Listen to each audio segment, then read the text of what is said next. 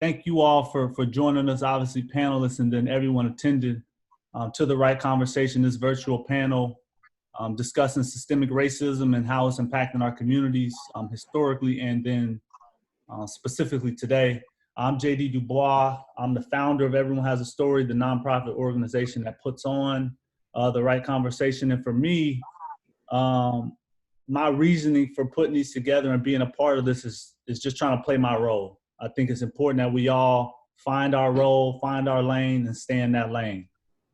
Or you can switch over if you feel most comfortable. But for me, I try not to worry about how everyone else is impacting, what everyone else is doing, and figuring out the best way for me to make a difference. And this is just one of those ways for me, and trying to utilize my platform and bringing on people that know much more about topics that I'm concerned and interested in, to not only learn from and share my stories with, but to learn, to allow people to tune in and also hear their stories. So everyone introduce themselves as we go along. Everyone that's tuned in, you can send in your Q&A, any questions that you have, and we'll answer those at the end. The structure of this will be very conversational. We'll go for about 60, 75 minutes or so conversating, and then we'll get into the Q&A as well. And then panelists, if you're not talking, try to mute yourself just so we don't get that echo.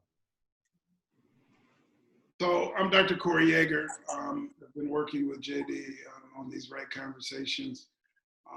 And I would just say the reason that I'm here today, I consider myself a healer as a therapist, but these conversations are spaces in which I feel like I can get my healing, that I get to plug in to like-minded folks that can both support me and check me. Because I think that's an important piece, that we must find support, but we also must listen to the check when it is in place and coming from folks that we trust. So that's a bit about the reason that I'm interested in this conversation. But I would say I ain't new to this, I'm true to this. So this ain't new. Looking the way I look and looking the way we all look, we've been doing this. I was just saying to Imani, and then I'll move on, that oftentimes by the time you're 18 or 19 years old and you're Black or brown in this country, you have a PhD in race. But oftentimes our bosses that are white, that we have to answer to, may have a third grade understanding of race. So how do we fit that together? That can oftentimes be a struggle, but that collaboration is critical. So that, I'll end there.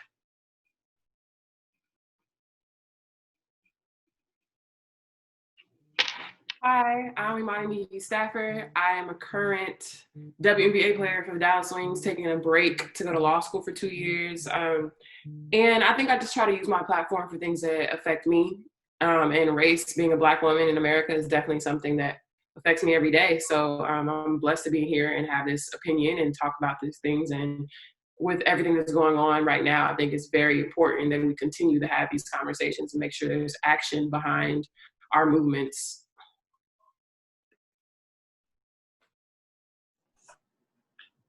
Okay, greetings. I'm Michael Firven. I was interested in being on this panel, and I had not had a lot of opportunity to talk about sort of events that's taking place around the country, primarily because I turned a lot of them down as phone calls start coming in, because I realized that many of those folks just wanted sort of public intellectual talking heads. Really wasn't a space that I wanted to put myself in. What I do is I'm a classroom instructor, but more than anything is that I've just always been interested in this race issue. And when I talk with folks, I like to talk with folks that I care about. I've gotten to the point, like a lot of people, I've heard this several times over the last couple of weeks, about fatigue, about talking, especially across boundaries when you're talking to people who don't care about you, and in particular that I don't care about. So panels, safe space panels like this are important for me to engage in, especially we outside of, between COVID and being in the summer, I don't have access to my students. So my phone has been ringing off the hook with past students calling for information and some guidance. And so I just, when the opportunity presented itself, I wanted to be a part of this because these conversations are being had. And so I try to, at least from my personal experience, in my experience in the classroom and 20 plus years of study in history, try to bring some of that to the larger community. Good afternoon. My name is Jamil Lott. I'm a therapist, co-owner and CEO of Creative Caponia. My wife and I started a therapeutic practice to bring about healing, but in a different method. And so we call it Creative Caponia. The Caponia stands for healing in Swahili. And that's just honoring that, one, the African descendants. And then two, like I said, the creative pieces, how do we bring about healing with the obstacles of, white supremacy, if you will, insurance companies, and the lack of funding. And so what we're trying to do now is bring healing for free for underrepresented populations, folks that look like us, and other folks that often don't get mentioned, and they're not in the higher rankings and making the decisions. Also, what's brought me here is just, I'm a former athlete as well, played at Marquette University with some known names like Steve Novak and Wes Matthews and, Jimmy Butler, et cetera. And just the experience of always kind of feeling different, never really fitting in. And what happens when when you can't perform, when you're choking, you can't make it, when you got it, but you end up in a certain circumstance, what's going on psychologically. And so I'm also interested in that, in just the greater society. There's a lot of Black folks that are very talented. We've seen comical geniuses in school, but yet they can't perform and do simple tasks. And so I was always interested in exploring that and the disparities that exist in all facets of our life for folks that look like us. We appreciate that. Welcome. Dr. Firven, I'd love to start with you. The topic is systemic racism, and with you being a professor and an educator, could you kind of give us your definition of it, and as however you like, get us up to speed on how we've gotten to where we are when it comes to the history of systemic racism in our country? Well, it's really at its core is a simple answer to that question. How did we get to a point of systemic racism? I used to do, the first paper I ever wrote as an undergraduate student that I presented at a conference was called The Sanity of White Supremacy. Number one, it was shock value, the title. I was a young student and I'm thinking, I'm going to show them, I'm going to tell them. I wrote this paper and I called it The Sanity of White Supremacy. But what I was really, the argument I was making in that paper was that white supremacy is a sane idea for white people, right? It's sane. So the system of racism that developed in the United States and globally, it's one where individuals with power is trying to maintain power at all costs. That's the sensible thing for someone who's in power.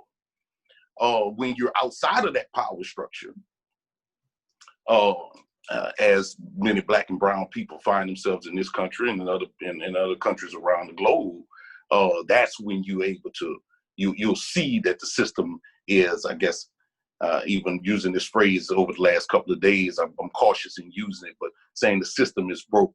So it's a system that's working for the people, as I've heard people say over and over this week. It's a system that's working for the people it was designed to work for.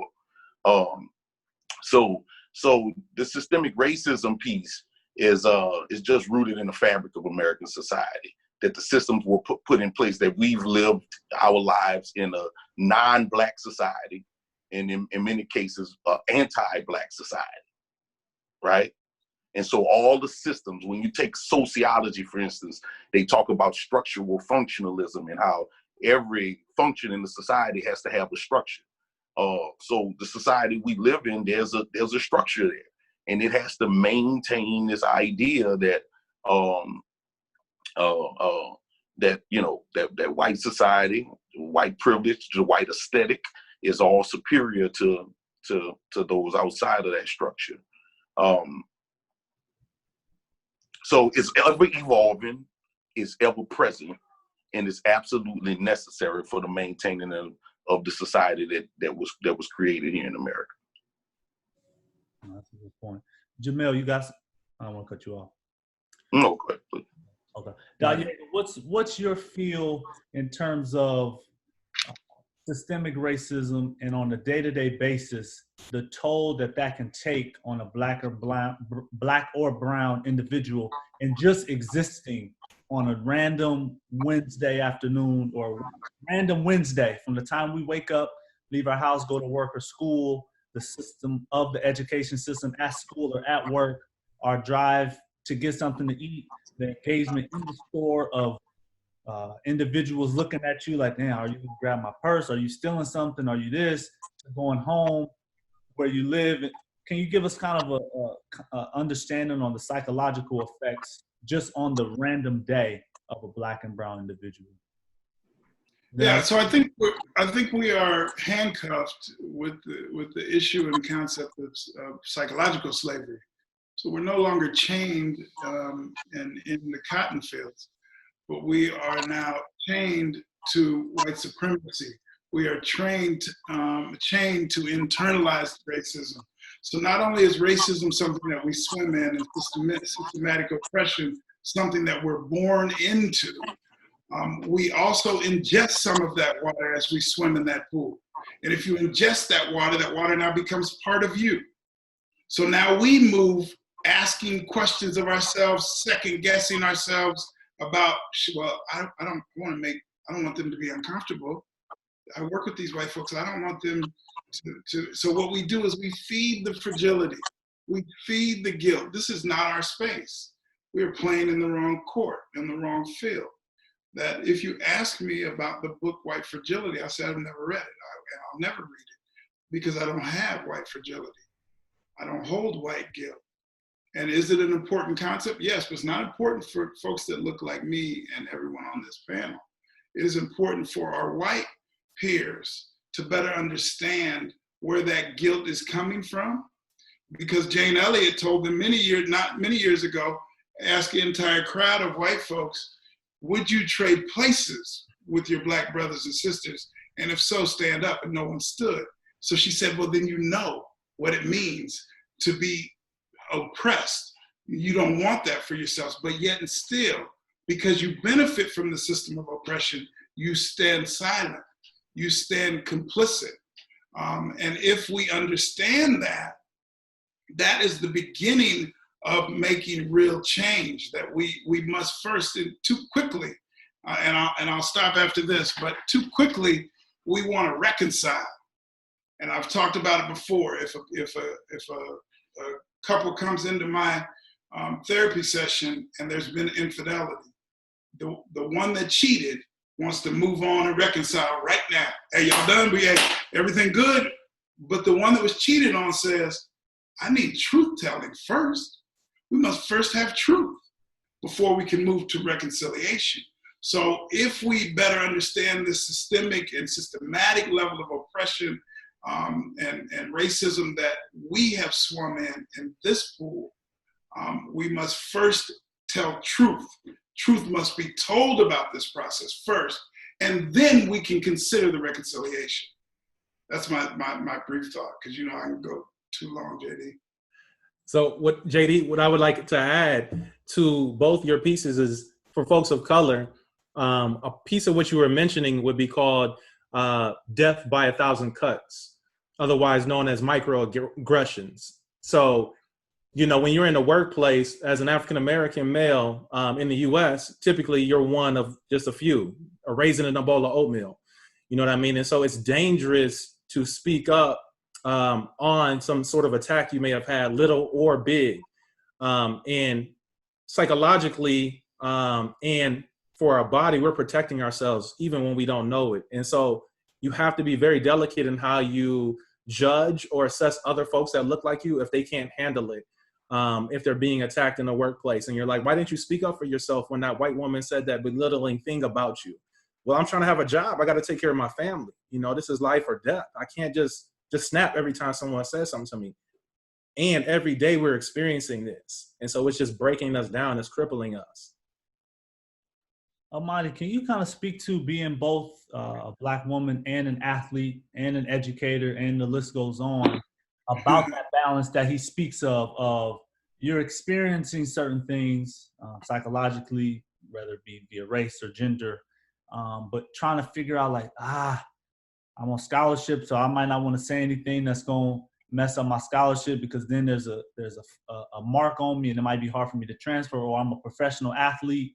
What's been your experience with that, and any thought to how you've managed those moments where it's, okay, I got to decide, I got to have some discernment on, is this a time for me to speak on it, or am I going to hold that? Yeah, I think, one, I was late to this. I didn't become more vocal in terms of being Black and talking about these things until probably graduating college, my first year in the league, second year in the league. In college, I wasn't tapped into the Black environment at all. I hung around athletes, I did athlete things, and that was it. And I ended up coming back to speak at the Black Athlete Student Summit, which we have in Texas every year, and experiencing all this Black excellence in 1 year, all these Black people. And I'm like, yo, I didn't even know this existed when I was in college, right? Like, I went to PWI. I majored in accounting. I was the only Black woman in most of my classes. I hung around all the other Black people who play sports. Like, that was my safety net. And I think, like, even when I graduated high school in 2012, it was right when Trayvon Martin happened, right when Mike Brown happened. And I grew up in LA. So, like, in LA, racism is very nuanced. It's socioeconomic. You can't just come out and be like, I don't like a Black person, because every other race is going to be like, yo, like, that's the way racism is in LA. So I never experienced overt racism.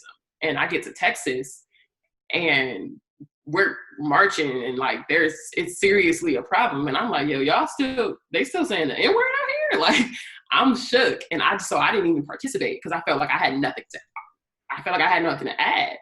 In my rookie year, Alton Sterling, because I was always like, Black Lives Matter, yeah, that's wrong. But I was like, bro, like, we know that we got to behave differently. We know, and that's not right. And that goes back to growing up under the systemic racism, knowing that you're different, knowing that you have different rules applied to you. But I was like, you got to be better. And then they shot him in the back of the head. And I didn't have any clue what to say to that. Because I'm like, you mean to tell me I can do everything right and get shot? The back of the head is a kill shot. There's no excuse for that. And that completely changed my mindset. And also allowed me to adjust my privilege, because at the end of the day, like, I'm a Black woman, but I'm also an athlete. I am the daughter of an NBA player. I'm light skinned.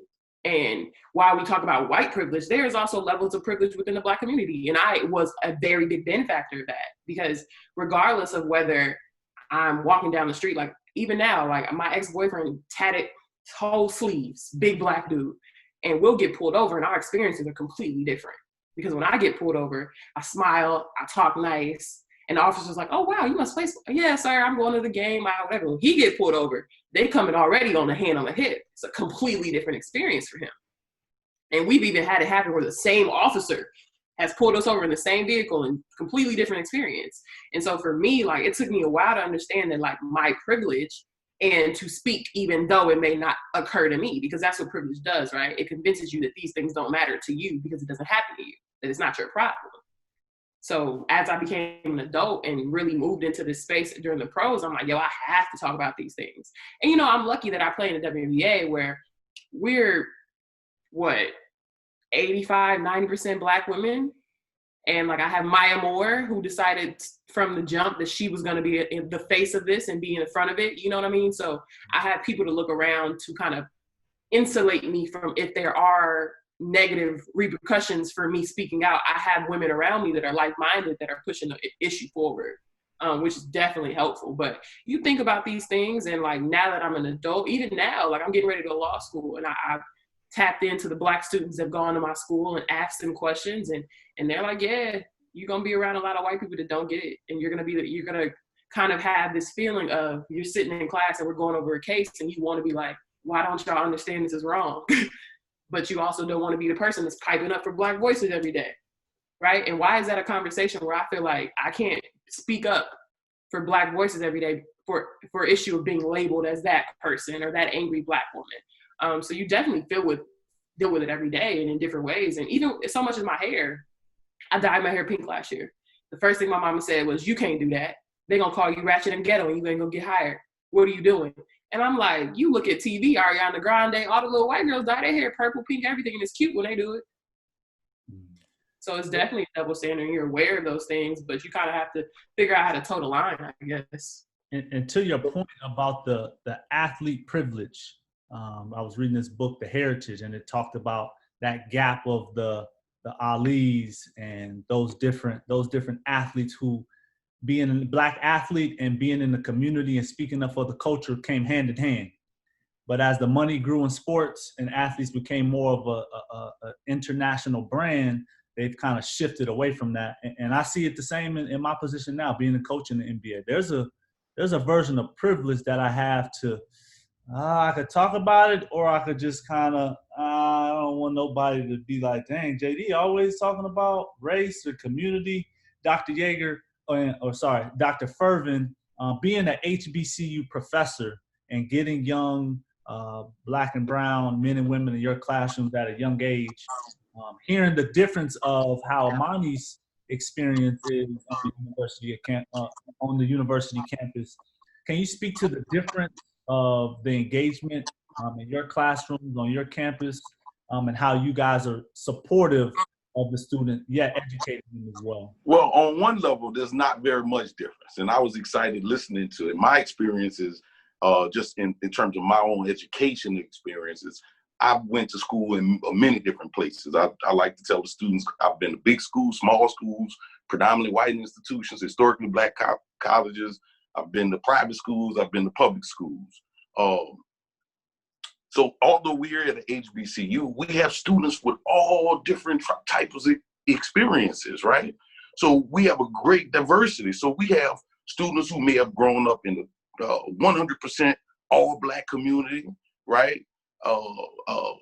What income levels that you might think of as, sort of outside of what you think about when you think about urban communities, high income levels. And then we have students who grew up in dire poverty.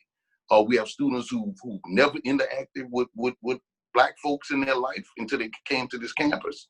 So we have all of those things. And so one of the things that I was thinking as I was listening, that's one of the things that we try to do here, is to tell people that we all experience this reality of race differently, right?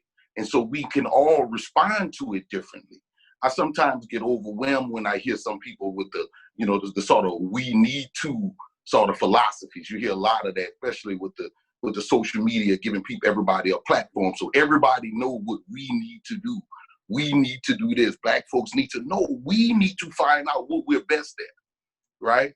We need to be able to tap into and be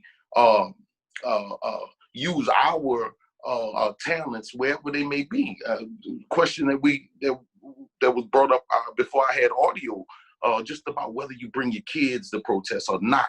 Those things, all of those things are just like little micro examples of how we have to make decisions daily, right? And we can all make different decisions that we'll have some people that go out and feel like they need to protest.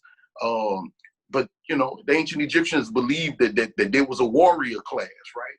And certain age bracket. In our society, we think about before you have kids and great responsibility, you may be more gung-ho to go out there and protest. When you have other kids, you have your family to think about. Maybe you're not the one to go out there and be in the heat of the battle, but maybe you're writing, maybe you're teaching. So I'm always trying to emphasize to kids that there's no one way to deal with this society. What I try to do more than anything is try to give them the tools, because I don't have the solution. Certainly I don't, but I know what helped me, right, in my understanding of my place, and really helping me have be aware of the society and be prepared to be steeled for when we have these moments where you have heightened, so racial sensitivities going on around issues, where you're not just emotional and out there, every time something happens, you like a bash, every shiny thing that passed in front of you, you want to snap at it. But what have our ancestors and forefathers used to steel us, to give us some calm, right? To give us the tools that we need to navigate this space, and and extract concessions from the largest of society when we have opportunities to do so. I don't know if that is what you were thinking, but I certainly think that we have to be able to communicate our larger community. There's just multiple options for you to be engaged, and multiple areas that can use your talents in terms of your family, your community, to help us through this journey here. Whatever you feeling is the right answer. The question don't matter. Yeah. You move, let your spirit be your guide. Absolutely. Let your spirit be your guide. Yeager. Yeah, no, I would just say to Doc's point that within the rainbow of Blackness, we have a vast array of talents and abilities. And I should not be asking someone to do what I do. I should be supporting what they do, and hopefully that is vice versa. The concept of privilege is really summed up by saying, in any moment I can be avoidant of a situation because I'm privileged. I don't have to do nothing. So if I can avoid, oftentimes we should be searching and engaging in ourselves in a reflective process. Anytime we can say, oh, I'm not going to do that. Remind yourself, hey, is this privilege? Ask yourself the question, because you can answer your own. Is this privilege because I don't want to do this or don't want to do that? I think that's an important piece. And this concept that we go back to, systemic racism, if we look at sports, that systemic racism has found a home in all gamuts. You pick a category, sports, it is in there. As Doc said, we have to engage communities that don't look like us, that may be moved in these moments to do something. Now, also, as Black folks, we can feel like it's disingenuous. Like, okay, now you want to do something. Where you been? Kaepernick is kneeling. Where you been? So we have to be okay to some degree to say, okay, you haven't been here, but the time is now, you're here, you're saying something. But we always will have a side eye. We will have a sixth sense that says, I don't know about that though. Let's see how that works out. And I think it's just the process. It's part of the process that we are not deeply trusting. And as it should be, we should not be deeply trusting. But again, it's that juxtaposition. We may not be deeply trusting, but we are in need of allies, right? So we are in need of allies, but we may not trust that space. So that means both parties have work to do. And we can't do the work that the white folks must do. They cannot do the work that we will do. So understanding that we all have a center is not a point guard. I don't need you bringing it up. Hey, Doc. I need my point guard bringing it up.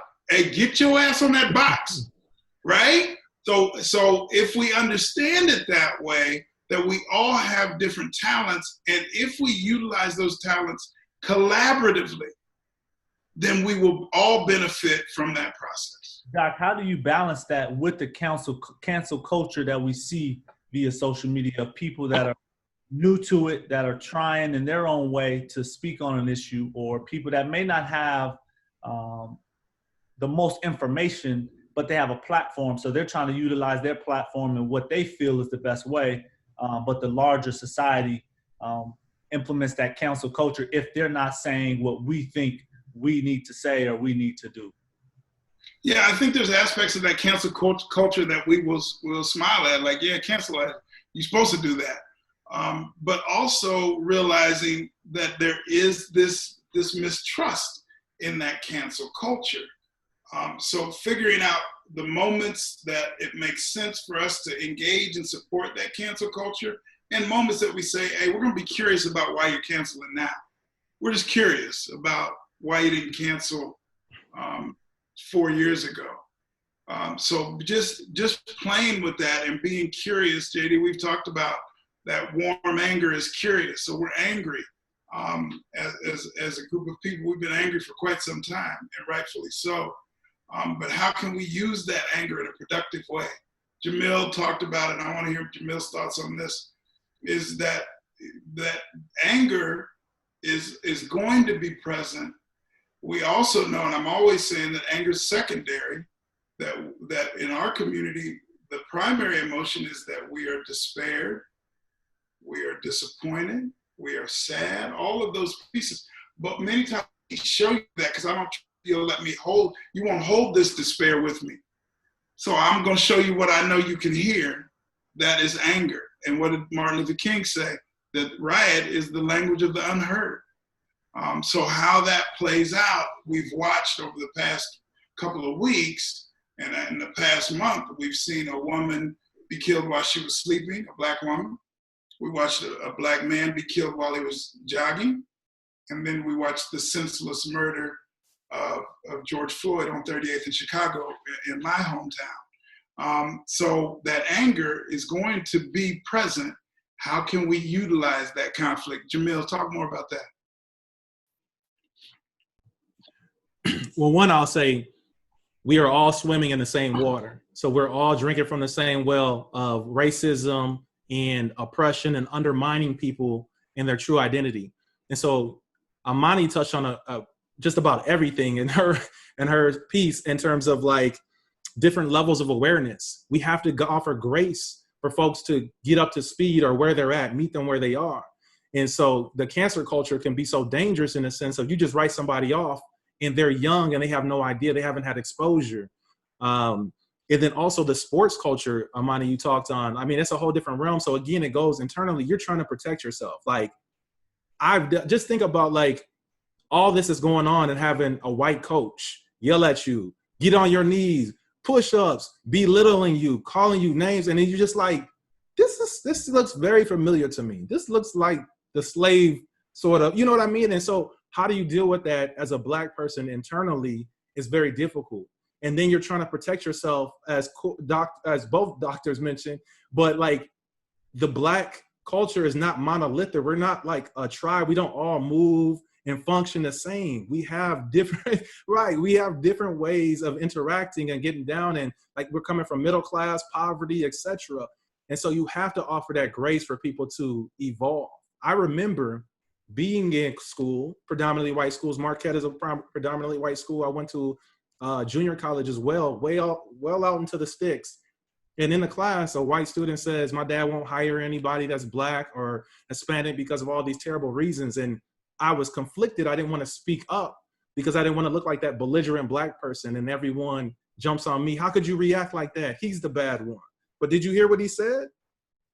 And so I remember being in tears in my room, just feeling isolated and alone because you're surrounded, you're removed from your family. If you have a healthy family, you're removed from them and you're trying to progress and make it to the next level. And so we tend to beat ourselves up. You know what I mean? We tend to beat ourselves up. Why didn't I say something? I was in tears because I didn't say something, but I didn't have the words. And so you evolve as a human being, and you got to give people that grace and that ability to evolve. I also think like we've witnessed Colin Kaepernick do like the top tier level of sacrifice, right? So now when we get into these spaces where we feel like we should be activists, we feel like we should speak up, we're holding ourselves to an unattainable level. Like Cap is great. What he did was phenomenal, but he also could do that. He also could lean back on his bank account of millions. We don't all have that privilege. So I think like what you're saying is meet people where they are. And when I say meet people, I mean our people. Because I'm holding every white foot to the fire, period. But our people meeting us where we are, because realistically, some of us do have to go work for those big bad corporations whose founders donated to Trump, because that's the best job we're gonna get in our way, right? We do have to go to our job and smile and yes, and how you doing, knowing that they just did something negative or just posted something about Trump. We have to live those realities.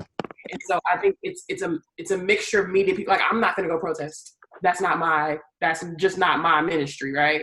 But I'll share protests, I'll share how you can donate, I'll share books that you should read, and I'll do those things. But that's my ministry. So I think we have to figure out, like we were saying, what do you give? And give people that leeway. Everybody not gonna go and do what you're doing. And that doesn't mean what they're doing is not enough. We're all trying to figure out how do we get under this foot that's been on us for 400 years. Like there's so much work we have to do. And we have to do it both loudly, but also together and mobilizing to make a difference. Hey, JD's direct lineage and ancestor, W.B. Du Bois, said that we must be duly conscious, that is our lot in life, that as the shadow in this country, we are oftentimes trying to decipher when we can and cannot. We have two languages that we must possess. That as I went through a doctoral program, knew they stared at me sideways every moment. I knew that they looked at me saying, will he even be successful? Is he someone that could even finish this doctoral program at a large Research One institute? So I had to figure out how to move and hold integrity. And we talk about juxtaposition, that's tough. How I'm gonna hold and be the man that Bev and Harlan and Sharon and Uriah created. How will I maintain that integrity while getting this piece of paper that white society says is important? And how will I then take that information back to my community and say, so here's what they're doing over there. So let me share with y'all how this works over there so we can draw benefits. So that was a move of being dually conscious. And it's something that we begin to teach our kids in the early days of their existence, that you're going to have to figure this out. You're going to be pushed in a way and be in positions that you're going to have to draw from both of those languages in the right moment. So also what you're talking about, and Imani covered so eloquently, is what's going on. That double conscious that we have in here is just working our brain. Some might argue it's a triple consciousness. We have to be hyper vigilant, always thinking on every single level. And that wears you down. And also what's happening in here is what you're seeing in my city right now, Minneapolis, the fire setting ablaze, and you're seeing it across the nation too, but we know where it started. That's been going on internally for us for so long. And now you're seeing it physically. You're seeing it. We're ripping the streets apart because we can no longer sustain that anymore. That's what PTSD is, or the persistent stress trauma. That's because we always are dealing with it, and eventually something has to give. And so that's where we're at right now. Dr. Yeager. But I will say too, I'm sorry, JD, but I will say too, also what Imani covered was the resiliency building. So you talked about the grace with my people. The other folks, I will hold you to the fire, but my people, we have been through so much. That's the resiliency building. And so while we have trauma that lives in our body and our brain, we also have what our grandparents and fathers and folks before us have instilled in us to make us sustain in that graduate class and that legal class and get your doctoral degree and not break under pressure. That's what our family has instilled in us, psychologically and body-wise. Go ahead, Doc. JD, I know you got a question, but let me say this. I'm asking for us to do a modicum of deconstruction on this term resiliency. Resiliency assumes trauma must be on the way. It assumes it. You don't even think about resiliency if you know something fucked up is coming. So is this the term that we should utilize? I'm asking myself and others that the assumption, we must always look at the assumption of the language that we use. We must be assuming something when we use language. So if I assume resiliency means you're going to have a problem down there, then I'll get you ready for the problem. So why shouldn't we use the energy on the problem before using the energy on getting you ready for the problem? Can we get to the root of the problem? Can we cut that tree down so you don't have to worry about how high you got to climb to get away from the coon dogs? Let's cut the tree down. Let's start to begin the conversation before we talk about resiliency. Let's talk about what is coming and how we'll dismantle what is coming so you don't have to worry about that hole in the road down there. Because we're going to fix that before you get there. So we don't have to prep you to be ready for that. So can we begin to do some of that work in these moments? JD, I know you had something.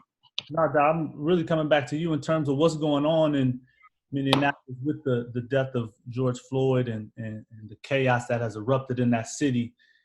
For me, I'm always interested in how are we psychologically supporting Black and brown youth in that city with the resources there or not there. Can you speak to how we're going to be able to be supportive of that Black and brown community and how that concept that I believe is homophily Is that the term that we've talked about before? How does that come into play when it comes to providing psychological support for that community that we know is being traumatized, but also if we extend out to our Black and brown communities across our country, we know they are being traumatized, but what does their support look like, and are those resources readily available? So what we must first say is that these moments are not acute. They, on the surface, appear acute. George Floyd, oh my God, what happened? These moments, George Floyd lying on there, watching him for 8 minutes and 46 seconds, there was 401 years of history in that moment. Now, for white folks, it was just a moment, and it was horrible and horrendous, but it is just that moment. For us, as I watched the video, I thought of my grandparents and my great-grandparents and the things that they must have endured as they walked the street looking at strange fruit hanging from the trees. So the trauma that they must have endured is deeply rooted in my DNA. So this is not an acute moment. This is a long-term moment. So if we begin to talk about how we will be supportive of this community that we are a part of, it must be a long-term conversation, that it is not for the next 4 to 6 weeks or 2 months, and then everything goes away and we wait for the next moment. And this concept, this term of homophily that you bring forward, specific to Minneapolis. Minneapolis has about 430,000, 450,000 people. In Minneapolis proper, there's probably about 20% roughly African American, so we could say 80,000, 85,000 Black folks. Well, there's a handful of Corys and Jamils and Cedric Weatherspoons and Michael Walkers. There's a handful of us. But if you say that whole community is now swimming more deeply in the deep end of the pool of trauma, and they're searching for someone to grab and pull them out. Jamil is tired. I'm tired. Mike is tired. Cedric is tired. So we are trying to band together so we can help each other stay plugged in and reach as many young people that we can. Mike Walker's work, and he's been on before, is about that connectedness with our youth from elementary through high school in the Minneapolis Public Schools. The Office of Black Student Achievement is doing the work daily. So how do we assure that Minneapolis Public Schools funds the Office of Black Male Student Achievement or Office of Black Student Achievement in such a way that it is proportionate to the impact? So don't just tell Mike, here's a little bit of money, go scrape and scrounge. Hey, fund the man in the manner that you should fund the man. Fund the Jamil Lotts and his work in the way that you should fund them. Let your money stand in the gap. Don't tell me what you will do. Show me what you do. My daddy would say, hey, your actions speak so loud, boy, I can't hear your words. Your actions speak so loud, I can't even hear what you say. Let that lead us. Let that lead our charge in a more systemic and prolonged approach of support. This is what we call for immediately. And it seems like that we are in a moment that is quite different than moments previous. That the moment at hand and the conflictual space that we stand in may be an opening. Malcolm X said that we need adversity. From adversity, we learn. We grow from adversity. Now, the question is, will we? We can. The question is, will we? And not only will we individually, but will we collectively as multiple arrays of communities? And right before you go further, to your point, Doc, is seeing where are those dollars going? Because we all know that that's going to be an extremely difficult and traumatizing situation for those kids to have to go back into the school systems, go back into their day-to-day lives. And if they don't have the proper funding and the proper people that are in those communities helping them deal through things, how do we expect them to be able to grow up and not have extensive PTSD, knowing that this happened by the grocery store that I go to every day? To be Black in America is trauma. If you were born Black in this country, you were born into a heritage of trauma. There is no question about it. We don't even have to discuss it. It is the case. And you use this term, and I didn't touch on homophily. It really just means that, especially for Black and brown folks in the therapeutic realm, I am struggling with issues of race and racism. If you don't look like me, I'm not trustful that you can hold this with me. You don't even bring it up. I go to my first session. You don't even talk about race. And I'm sitting here saying, did you see the George Floyd stuff? You're not even going to bring race up? So I don't trust you. So I don't come to the second session. Right? So finding those ways in which to hold the conversation in those smaller and larger spaces is what we're in search of. And Dr. Firven, how has your engagement with students throughout the years impacted these moments in terms of there's a lot of people and organizations trying to get their youth or their coworkers and colleagues to talk about what's going on? Speak to kind of that experience for you as a professor and that engagement with students during these times. All right, well, I'm going to say a couple of things just to backtrack on what Doc was just saying. You made a comment about assuming trauma, and then, you know, your response was spot on when you said to be born in America is to be born into this sort of traumatic experience, right? And then that's why I think when I'm talking to kids, and then on a personal level, not just my students that I deal with, my 18-year-old college, incoming students that I deal with, but I have 6 kids as well. 3 preteen girls at the house.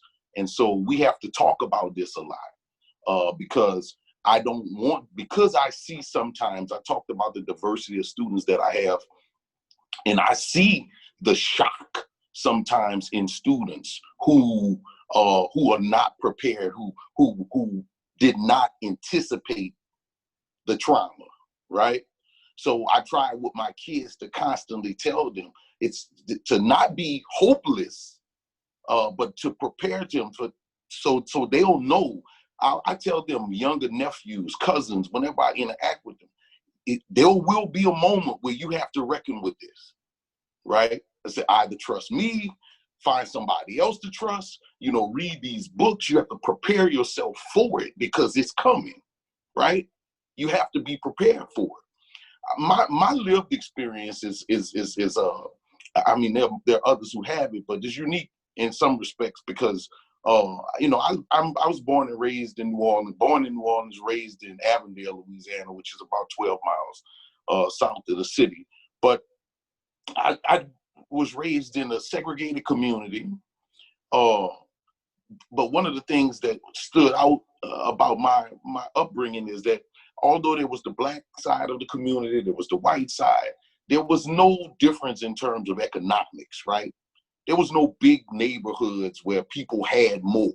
We were segregated, but we were segregated in everybody's parents either, didn't have a job or had a poor paying job on the river or at the ship building facility in the area. So we lived in these sort of isolated spaces. And then in my professional life, by and large, I mentioned the different experiences with education, but by and large, my university homes, Southern University, Baton Rouge, largest historically black college system in the country, and then Howard University, where I would go to deal with my doctoral work. And then I came back to teach at Southern. I've basically lived my life. I'll be 46 tomorrow. 46, yeah, 46. You lose count. I've never had to work in diverse environments. I've never professionally worked outside of environments that was not 100%, if not 99% Black folks, right? So I studied, the color line. I studied the divide. I interact in other organizations with people, but by and large, my work life, my day-to-day existence, it just it's a Black environment, right? Community I grew up in, my grandparents, and I'll get to the point, but my grandparents only moved about 8 miles from the plantation that they lived on. So Woodward Plantation, when my maternal and paternal grandparents were born on the same plantation, they moved about 8 miles away, and that's where that community that I was raised in lived. So we stayed in this very small space, right? 10 aunts and uncles on one side, 8 on another. No one lived more than 5 miles apart from one another, right? This very closed environment. So what that does is, though, it strengthens you in a way, right? So you asked about my students and how I interact with them. I try to get them to, number one, enjoying organizations of like-minded people, right? Go into places where you can be strong, right? Go into places, try to put yourself, now everybody can't do this. Everyone can't work in an environment where maybe they're not the raisin in the oatmeal, right? You will have to go out. My sister actually did some graduate studies in Minnesota at Mankato, and they're a very small Black population there, but there was a lot of work that needed. But she was able to get into an organization, right? Black Student Union organization. So you have to try to get, I heard somebody say once, you never know you're a soldier till you look behind you and you see an army. So whether it was my community that I grew up in, the universities that I went to, I always was surrounded by people that allowed me to sort of strengthen myself, right? And then prepared me for what was to come, constantly telling me that, listen, don't build your foundation on them, right? Build your foundation on this, meaning your community, your strength, your support group. Does that make sense to you? That what more than anything, students need to seek out people that they can grow and live, they can strengthen themselves with, right? And then go out into the larger society so they can be prepared to deal with whatever comes their way. Imani, we talked earlier, and it's been a conversation that everybody is talking about. What can our white allies do to show up and be supportive? I'd love to hear your thoughts and everyone else's thoughts in terms of how we see, and again, it's not that this is what you have to do, but just our feel on this conversation of the white ally and what they can do to be allies truly and truly show up. First of all, stop asking me. It's not my job to tell you how to survive in this world that you now feel guilty in. Stop asking me. And if you do ask me, the conversation should be, I just did this. Is this helpful to you? Am I moving in the right direction? Like, I've had friends, like in Australia. When I played in Australia is a very weird culture, but that's a different conversation. I had the white teammate that had the Black girlfriend that was super progressive, like calling out everything. And then I had the white teammate that was in love with Black culture. Didn't understand, it wasn't a fetish thing. She just had the bamboos and the Jesus piece, like in love with Black culture, love hip hop music, just had always enamored the culture. And so she would say stuff like, man, I love Black men. And my super woke teammate would be like, you can't say that, that's not right. And she'd be like, what did I say? Oh my God. And so the first thing she did when all this started happening was she sent me a list of the books I had posted and said, I just bought these, like, what else can I do? I want to raise my voice. And that's the energy I need. Don't ask me what to do. I didn't create this problem. Stop asking me to solve it. Have these conversations with your racist grandparents. Go into these all white rooms that you're in and have this conversation. If I'm sitting in a room and somebody says something racist or slightly off-putting, I shouldn't be the first person to get offended. There should be multiple people with me. That is what a white ally is. You're going to sit here with me, and when you hear somebody say something racist, instead of me having to feel uncomfortable and debate within myself, do I want to ruin the mood by saying something? There should be somebody, my white ally should be sitting next to me and saying, hey, that's not okay. That's not cool. That's what an ally is. That's what you guys do. You can't just post a picture because we're doing that today. It has to be a continual conversation. Like I was on live right when the mod situation happened, and somebody asked me, like, yo, it was a white man, how do you feel about, and I was like, don't ask me that. You don't have the privilege to ask me how I feel about this, because it's not a think piece. You don't get to tap in and out of this conversation. This is something I live with. I do this every day. Every day I wake up, literally right as the George Floyd situation happened, my childhood friend's brother gets yanked out of his car by Hawthorne PD and thrown on the floor for no reason. This is our reality. So as a white friend, your job is to educate yourself. Your job is to be in the middle of these awkward situations for me where racism occurs. You should be the first person to speak up if you're really my friend. You should really care. If you can't love Black culture, not Black people. Period.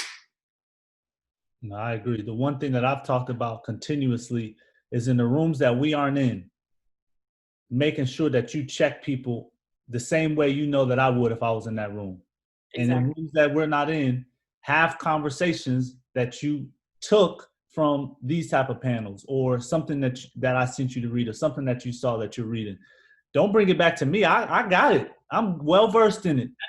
That information and those conversations to rooms that I will never be in areas that I will never know what was discussed. And like you said, a big point in terms of when you're in the presence of something that is said that you know isn't right racially, you got to speak on that. Speak on that. Be the first, because there's an opportunity that I can be given. Oh, you playing a race card. Oh, you playing. But you have the privilege that if you speak on it, oh, now they got to address. Oh, I apologize. So knowing that just having that privilege, you got to stand on that. And it's the difference between, like you're saying, Plainer, it's the difference between it being an uncomfortable situation and a learning moment. Because as soon as I open my mouth to talk about race, especially in a room where someone has said something racist or done something racist or have racist beliefs, they're immediately shutting off their ears. It's immediately a confrontation. While if you address it, it's going to be like, oh, wow, I didn't know. Oh, my God. And we can maybe have a conversation that moves us forward. But if I'm in this room, they're not going to hear it from my mouth. I like that. Jamil, you got something? Yeah, most definitely. So what I would add is, one, analysis is paralysis. So don't freeze up. What that mean? Don't be afraid to make a mistake. If you're analyzing everything in your head, you're freezing up. And we know that a lot because we deal with all of it like a double consciousness. And so we wear our body down and we haven't even moved because we're all up here.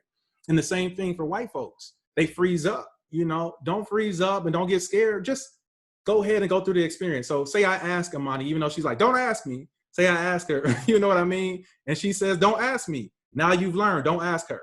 Find a different approach. You know what I mean? And also I would add, I said to you earlier, JD, save the Becky tears. You know what I mean? You have to understand that for Black folks, when you start crying and you get all sad and whatnot, you make us feel like we have to again protect ourselves, because when white folks get scared around us or they're sad, that means harm is coming to us. That means we might lose our job. That means Karen might call the police in the park on us because we told her to lock up her dog. You know what I mean? So don't do the crying. We need stuff that's tangible. We need tangible things. So yes, do your homework, but support Black businesses. You know what I mean? How can I help you? Jamil, you got therapy. You're trying to give therapy for free to Black folks and brown folks and other underrepresented populations. How can I contribute to that? How can I make sure? And do your homework as well. Don't just give money to any Black person. You know what I mean? Make sure they're credible. I've seen too many times where counties, businesses are just, oh, they're Black, let me give them money. Even if they have a horrible record, they still give them money. So do your homework, don't freeze up, make the mistake and learn from your mistakes. And also we need tangible. We can't have tears, and it's good to get you to say, I'm sorry that what's going on and check in with me, but we need you to make moves that are structural, that we can see differences. Get rid of those buildings on the college campuses that say a slave owner's name. I'm walking into a building as a college student that says a slave owner's name, and then I got a teacher who's reading text material that has the N-word in it, and all my white peers are reading the word with no problem.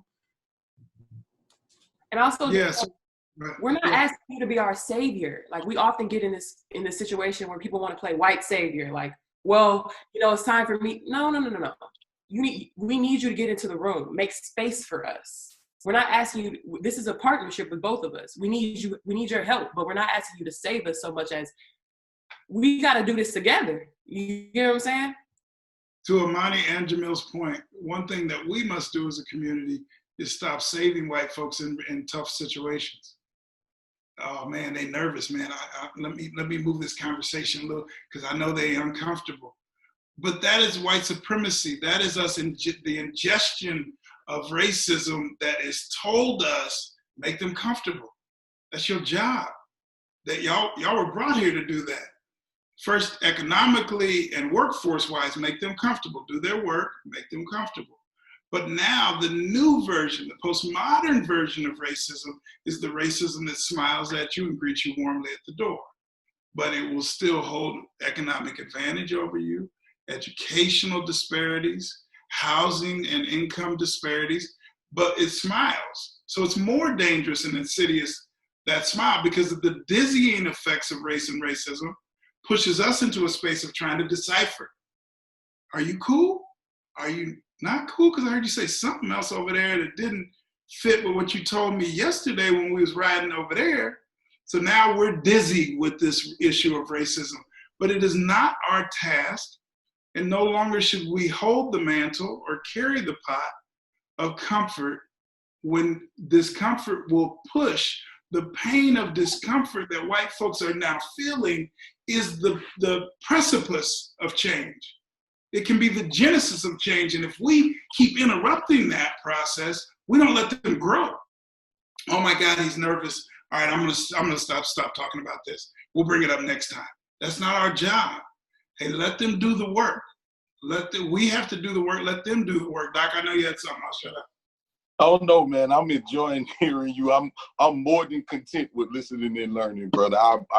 I'm really appreciating, the vantage point I'm hearing from all of you all. Honestly, really, I was laughing to myself because I was thinking Baldwin sort of warned against pessimism, but he would probably have to give me some space for this now, because I'm just personally not particularly optimistic that there anything that we can do for those white allies that's going to, at the end of the day, really bring about something transformative in terms of this society. I said that we can extract concessions when we have opportunities. Yeah. And so, for instance, funding that program, that's what I'm focused on. That I heard you say that, right? So if we're in a space now where the largest city wants to do something, push them to fund it, right? Yeah. When you have these allies, I think about writ large allies, right? Not, I like to say when I'm talking to students, not Joe at your job. You can interact with Joe at your job on an individual level, and you can actually come to some sense of humanity, some respect, some friendship, some fondness, some love for one another. When I think about allies, I'm talking white allies writ large, right? The large society. I had this conversation last night with a younger relative who I think of him as relatively apolitical, but he was in this moment, and he said, "Man, Mike, I think you might think otherwise, but I think they're gonna really change this time." And his example was, he was like, I went to a bar, and this white guy, he just wanted to talk about all Black Lives Matter. He was the only white guy in there, and he bought everybody a drink. That was he was like, he thought that the world was that arc, towards right. Post-racial, Doc. It was happening because that white guy in the bar understood and bought everybody a drink. So writ large, though, we're talking about society, right? Society. And so what I warned him of, I said, okay, this is what I need you to do. Always, you have to think about this thing as a marathon. And I gave him a list of books, right? Imani said, give him a list of books. Because, an old mentor used to always say, I have a book at the crib that say, like you have to build this stuff on something beyond just words. You have to see that historically, when we've had these moments, right? When the ears seem to be open and listen and the expectation of change, they almost always followed by backlash, right? Resistance. So this notion of the white ally, I think about it as a temporal, short-term, right now, whether it's because of guilt, whether you really want to be a better human, whatever it is, that individual, extract that from them. But be aware that history has taught us, W.B. Du Bois talked about being Black in America as being Sophoclesian, right? He said that, in Greek mythology, Sophocles was doomed to push this boulder up the mountain for eternity. But every time he get the boulder to the top of the mountain, it rolled back down. And so every day he had to get up and push it back to the top again, right? And so when we have these moments in American society, history teaches us that we extract as much as you can, because in very short order, those allies, when they retreat, they go back into their huddle. I heard some You know, I got all these former athletes, and these athletes on the panel with me. I'm excited, you know, and I felt like, in full disclosure, I needed to tell you all, I can't shoot basketball for nothing, right? Like, I used to try hard. I'm aiming at the basket. Can't do it. I don't know. Y'all like magicians to me. Like, I don't know how y'all could do that, right? But I make my students laugh about that, because I tell them that was the thing that made me want to be competitive in class, because I couldn't be competitive when we went outside to play sports. It was it. You know, they'd be like, man, we had Mike last game, you know, like, you know, y'all had the advantage. And so, but they go back to their huddles. They go back to their huddles. So we have these short windows, these brief moments, but do not, I encourage, I try to get my kids, students I teach, don't have any lofty expectations about radical transformation of society, because you have brief moments and then they tend to go back into their space.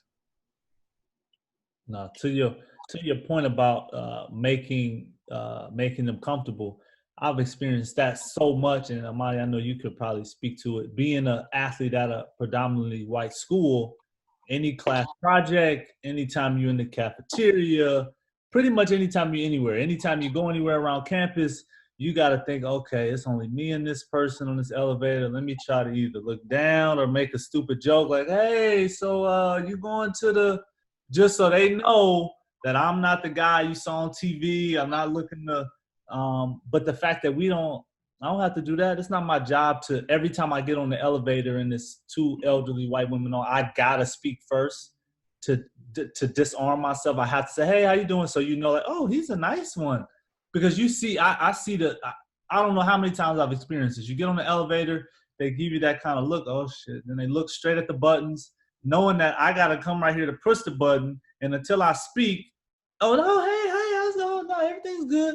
Like, dang, you acting like I was like a zombie or something the first time I walked in on the elevator. So having to experience that, I don't know how many times, just to hear that it's not your responsibility. Not that I was taught that it was, but it's almost embedded that, man, you got to make them feel comfortable. Otherwise, who knows what could happen. I was on the elevator with JD and such happened, or whatever the case may be. But then the second point, and I'll let you guys go, is in terms of the ally and donating. I've had people recently reaching out, hey, what can I do? Where can I donate? Like, you talking to a Black man who owns a nonprofit organization who serves the Black and brown community, and you're asking me, where should you donate to help the Black? It was just like, huh? It's hard to digest hearing someone say they want to help the Black community to a Black man that has an organization that's helping the Black community, and you're trying to figure out where, like, huh? This is confusing. But yeah. No, I know Imani's gonna go, but you say that moment in the elevator. So Doc said with some moments we must steel ourselves. So in those moments, what we've been taught is to make them comfortable. That's white supremacy kicking you in your ass when you do that. It's kicking you up in your ass. It's telling you to make them comfortable. So then can we reject the notion in the moment and say, are you nervous? Why are you nervous? Because it is not my task to comfort you. So voicing that. Yes, it is not my task to comfort you. Actually, I'm gonna make you uncomfortable right now, because for no reason are you uncomfortable. And it's not my job to comfort you in this moment. So recognizing, I was told at a young age, growing up in a predominantly white community, that I needed to be very articulate. You're gonna be bigger and darker than everybody you engage. You're gonna make people nervous. So you gotta be articulate. My mom worked at a clinic with doctors around, so I learned something. But then as I got through life, I started thinking, is it my job to make them comfortable? I know who I am. I'm a good dude, nice person. If you don't see that, that ain't on me. That's on you. So you work with that. I'm not finna give you, I'm not comforting you. I'm not doing that anymore. It's not my task. And I say I may check your ass and make you more uncomfortable. Imani, Jamil, I know y'all may have something. I wanted to get your thoughts as a father. You mentioned, and those on this panel that have children, how do we have these conversations with our youth? What age is old enough to have this conversation? Because we know they're on social media, they're watching TV, they're seeing everything that's going on. How do you balance or anticipate, well, you might see something before I've had a conversation. How do you handle that, especially in these moments, but just in general? So one, I'll just say, just going to Dr. Yeager's point, is that conversations that we have with our children in honoring our identity, and try not to lose that. And we've done that to protect ourselves in the past. You have to straighten your hair when you go into the organization. And my sister, she went to Howard University, and she's had professional folks in that space say, you have to lessen your blackness when you go out into this professional world, because it's not like it is at this HBCU. And so you have to make. Tell me I had to cut my braids off. Man, I changed my voicemail, I cut my hair, and and now we got cast on TV with dreads and everything. So you have to you have to find yourself and honor your identity. And so we have to find the perfect balance between what professionalism is, which tends to be whiteness. We have to figure out what that is. How do you honor yourself in these professional spaces? Because when we take away our identities, when we go into these spaces, when we start extracting my blackness and everything else that's unique about me, then you can't function in that space. You lose your speech. You don't speak up at the meeting. You know what I mean? You get sweaty, you get nervous. You put your head down, you try to make everybody safe because you're not honoring your true identities. Yeah. Imani? I have a question for both doctors and even Jamil. So because I'm having this conversation now, right? Like I'm starting law school and JD. I've been living in this, like I've been living in a bubble. Like as an athlete, I got to show up and play ball. That's kind of it. The rest of that stuff, as long as I play ball well enough, they can ignore, right? And so I'm moving into this professional space of law school, and I've talked to my Black friends that have gone through law school, and one of the things one of my friends said, he was just like, my first year, I was so, going to what you were saying, Jamil, he was like, I was so worried about being that Black guy that it almost was like having two jobs. I had to study, and I also had to go to class and be this person. And he was like, honestly, like, I wish I didn't police myself as much because it made life way harder for me. And my conversation is always like, like I'm from Inglewood, California. I wear bamboos. I got full set. Like I'm this kid. And also, I just started locking my hair. Like I'm trying to do it all. But my thing is like, I want to go in, I want to be in these spaces looking like where I come from and looking like who I am. But I also have to acknowledge I may not be able to get to those spaces doing those things. And I guess where is the line and how do you do that? Well, if I had a opinion on it, I said, come in the door as you are. Walk into those spaces. It's almost like you're trained about relationships is how you started, right? So when you go in the door and you represent yourself, then you can be yourself, be your true self, your authentic self. And I know that is a part of the whole white supremacist, the impact of white supremacy on us, because when we go into those other spaces, there is just structure there. There's a structure there. And if you're outside of it, I had to learn this myself, right? There's a political level, even if you don't play politics, that they'll play on you, right? They can play behind closed doors in the meetings before the meeting, right? If they have those type of attitudes. But if you coming into a program, you want to make sure you're going into a program that really that allow you to be yourself, I do a lot of recruiting kids to go to the historically Black colleges. That's because, that's what my route was. And that's part of my conversation with them is I want them to be in a space where they can be free to be themselves. Like, you don't have to come in the door and try to modify yourself. I thought about something that Doc said as well, that, when I first started teaching, I remember the first time I was in a class and it had, usually here at Southern, I may have two or three, non-Black students in my class. But one year I had this class and I had about 5 or 6, white guys, white females in the class. And I went to my mentor and I was asking him, like, how do you handle it? And he said, well, are you telling the truth? Are you telling the truth? And I said, yes, everything I say, I'm telling the truth. He said, well, then you act like they're not there, right? So when I'm thinking about you in terms of an opinion here, when you walk into that law school, you represent yourself, your community, you bring that, that's your true authentic self, act like you know, like you as comfortable being yourself as you possibly could be.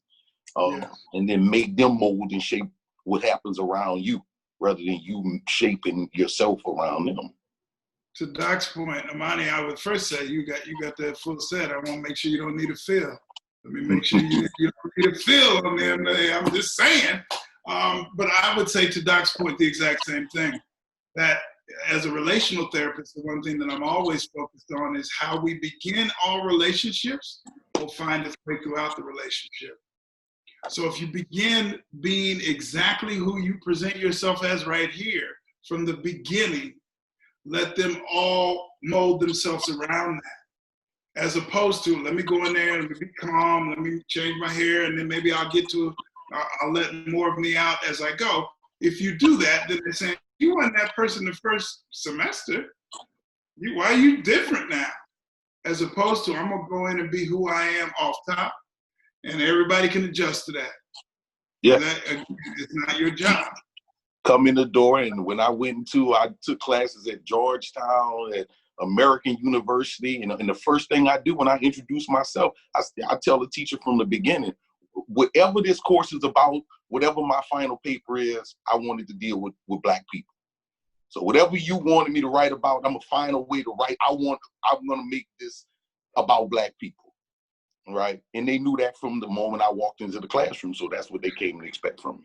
So what I would add to that is everyone doesn't have that sort of level of confidence. I know when I came into these spaces, I was like, a lot of us, I think, but for me personally, suffer from imposter syndrome. So I'm in this white, prestigious institution, just a few, and I'm an athlete. And so they're looking at me already. I'm 6'7" too. And so they're looking at me like, oh, you're here for basketball. Like, no, I'm a student too, actually. But no matter how many times you correct them, you're always an athlete. That's how you're perceived. And so thinking I don't even belong here, it's hard to have that confidence to walk in like I'm Black. You know what I mean? You can't, it's not that easy. And then people discredit you, they ignore you. There's these different sort of nuances in how they engage with you that just invalidate you and your identity, your humanity. You know what I mean? The same way they look at a man being crushed and don't say anything about that, but get mad that an officer got fired. And so I would say, get yourself around people that think like you. We kind of touched on that. Connect with some group that you constantly meet with. Therapy is critical so you can process and examine yourself and understand that this is not just you, because we end up suffering in silence and you're in isolation on these campuses just trying to survive. And we beat ourselves up. And so I would say, get the therapy and get that core around you where you can go and recharge your batteries, your Blackness, and then bring it back, or just your identity in all its fashions, because maybe it's not just Blackness, maybe it's poverty, maybe it's, whatever, but you have to be able to like find some source of energy because you're going to need it, because it's going to be a fight. Because if you're trying to be yourself, like my wife and I did, we had to stack up our paper, and Dr. Boyce Watkins calls it FU money. And so when that white, president or boss says something crazy to you, you don't have to sit with that. You can just say, F you, I'm out. I got my money. I don't have to depend on you in order for my survival. So I would say protect yourself and find your source of energy. As we pivot into our Q&A, kind of staying on that money topic, and whoever wants to answer this, I'll maybe start with you, Dr. Firven. A question from an attendee is just understanding the importance of circulating the Black dollar throughout the Black community. But were there any recommendations on how do we shift that mindset for our community to continue to support one another in terms of spending our money amongst each other? I have no clue. I'm an impoverished classroom instructor.